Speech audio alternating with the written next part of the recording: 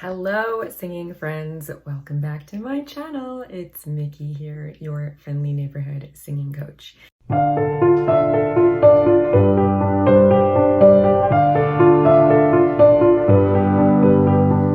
So I have you off of my tripod because I wanted to show you around my recording room. My little tiny closet in the basement is coming together. I think I've put in some new furniture and stuff and I'm liking it a lot. I still have a lot to do, but I think I've made some significant improvements since last I showed you. So let me turn my camera around and show you what I've done so far. Okay, so I've already showed you guys my vanity that I'm using as a desk. This is like an Art Deco vanity and it's really small. As you can see, it doesn't really have a place to put your legs, but it really doesn't bother me because I am short. And then I have this new little boudoir seashell chair that's velvet that I really like, and this crazy leopard print pillow, this like pink rug and the sheepskin throw over it, which I really like. And then I have this divider that I had from our old house, which was collecting dust in the shed, and that's hiding my music equipment behind it right now. I'm hoping that I can put up some wallpaper on this wall as like an accent wall. I already got it, but I have to figure out how to do that because it's not like the already sticky kind of sticker type wallpaper that you can like put down and then if you make a mistake like reapply it. It's actual real wallpaper and I'm afraid that I'm gonna mess it up because I've never done that before. So I either need to like watch a bunch of tutorials and try it myself or hire somebody to do it for me. I haven't decided yet how adventurous I'm gonna be with that, but I wanna like take all of this stuff down because I really don't like the way that it just looks super cluttered. That was a little aborted idea that didn't turn out the way I wanted. So this is going to be accent wall with wallpaper on it. And I ordered some new lighting and that's going to come hopefully soon. And that's really it. Oh, and I ordered another shelf. So I'm going to get rid of this IKEA shelf and I'll have like a more French country shabby chic shelf to go along with the vanity and the rest of the stuff. That is all. I hope you like it. Let me know if you think my style is hideous. So that's the current update on the decor remodel. I kind of feel like my personal style is little old lady. Hopefully you guys like it and don't think that I'm totally insane. The other thing that I wanted to do before we jump in here is just remind everybody that I do have a Patreon, and I will put the address on the screen if you want to join. The main benefit is that you get bumped to the front of the line. So if you ask me to do a reaction video, I will do it right away. And even if I have a list of videos in my queue, you'll get a preview link immediately. So I usually record it within 48 hours of the request, and then I send you previews. You can check it out beforehand, and then it usually comes out pretty soon after that. So that's a way to just jump to the front of the line. And I hope that you will join, and we have a nice little community over there. All right, so this request today is from my patron, Angel Solis. Shout out to Angel. And this is for a band called The Warning, which is a rock band from Monterrey, Mexico, formed in 2012 by three sisters: Daniela, guitar, lead vocals; Paulina, drums, vocals, piano; and Alejandra Villarreal, bass, guitar, piano, and backing vocals. And they first gained attention for their 2014 cover of Metallica's Enter Sandman on their YouTube page, which has reached over 22 million views as of April 2021. All right. So this is a little bit of a departure from what we've been doing lately on this channel, but it sounds like it's going to be exciting. All girl hard rock band, pretty cool. Let's see what else their Wikipedia says. Apparently Kirk Hammett has praised their performance of the song, saying that their drummer kicks maximum ass. Very cool. In 2015, they raised enough money on their GoFundMe to release an original EP of 6 songs titled Escape the Minds, and they've appeared on The Ellen Show.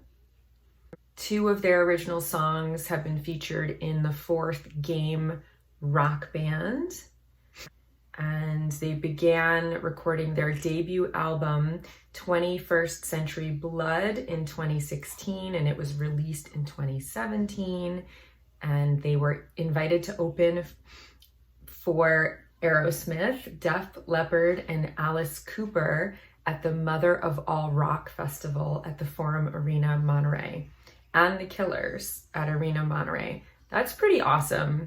I feel like sometimes those festivals can be like a little bit misleading because it can be like this bill of like, 40 artists, and to say that you're like opening for one band that's like also on the roster, they might be playing on like a different day.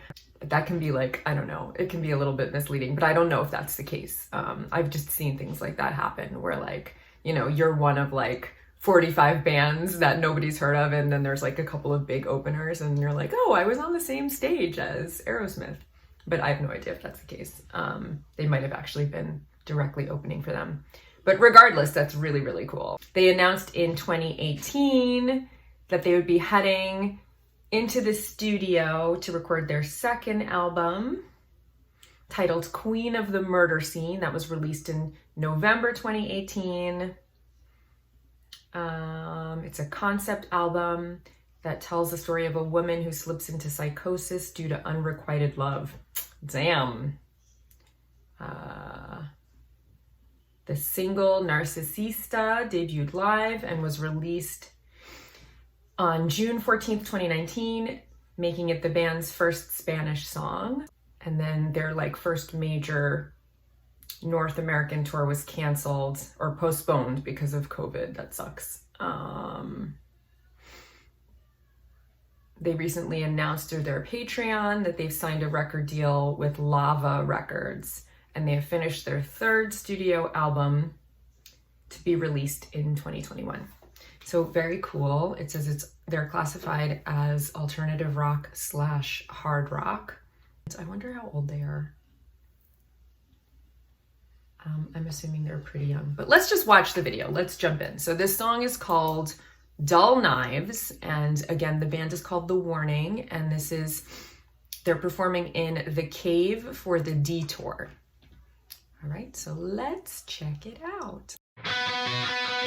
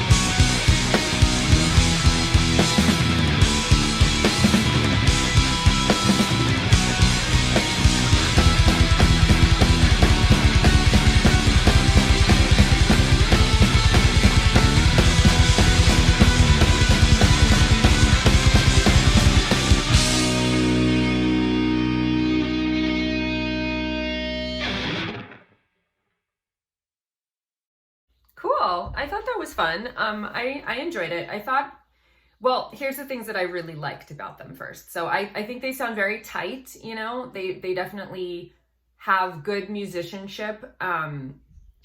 I didn't hear a lot of like virtuosic playing, which, you know, usually I'm used to hearing like these crazy guitar solos or whatever in like heavy metal. So I was surprised that they didn't have that, but I thought the song was very tight and they weren't like sloppy. They didn't sound like they like didn't know how to play their instruments well. They were very, very tight. And I thought the song was good. I like her voice. I think she has a very strong belt. I do like that she's singing in this like dark kind of way. You know that I love the ladies with the strong low voices, so I definitely like her voice a lot.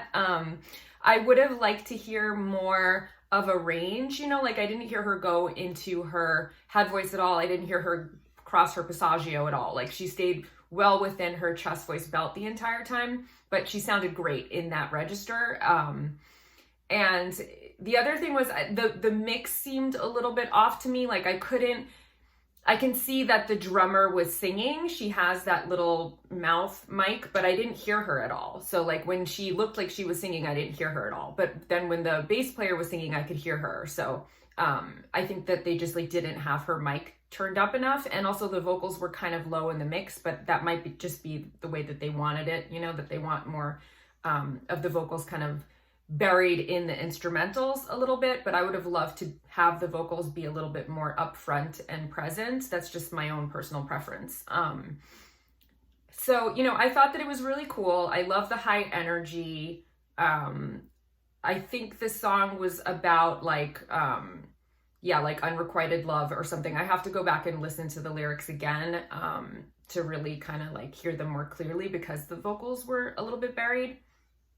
I liked the kind of like crazy eyes, you know, like they have like a cool attitude. They definitely have like this really like intense vibe, and that, you know, when they come out, they're like looking from their underneath their brows and they're like really intense and kind of making these like cool crazy eyes, and they have like a very confident showmanship about them that was like very like dramatic, and for me it was like a little bit comical, but I thought it was cool also. But it was like riding that line between being like a little bit comical because it was like so intense, you know.